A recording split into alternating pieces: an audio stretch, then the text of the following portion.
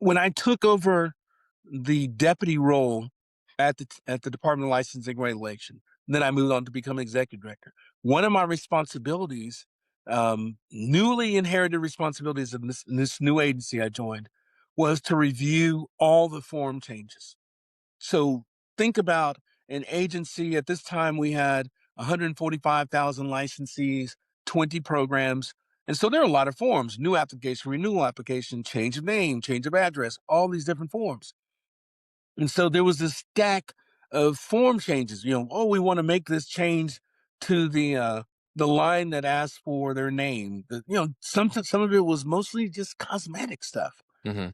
And I would spend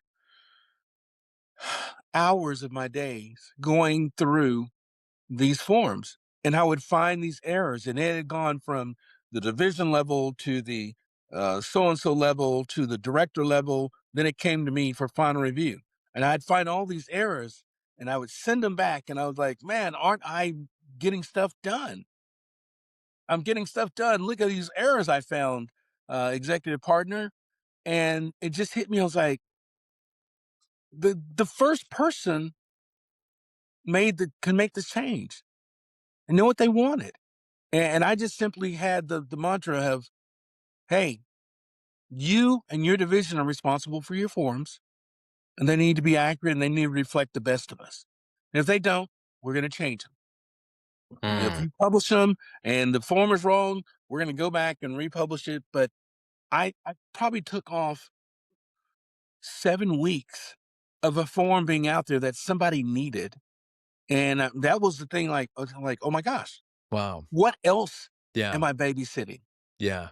What Yep. else am I babysitting? Yep. And I started tearing down the different things that required my signature, and I started just giving those back. And my executive partner, she was a little leery at first. She's like, "Whoa, don't you want that?" I said, "We've got experts." I said, "That's why I hired George.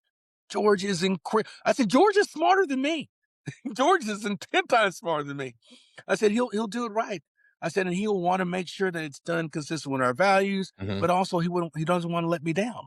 Mhm. Mhm. And so that was the start of it, when I realized that thing didn't require my signature, and I was the delay. Even if I was finding things that need to be changed, I was the delay in that hitting the street and allowing for people to benefit Yeah. from that change.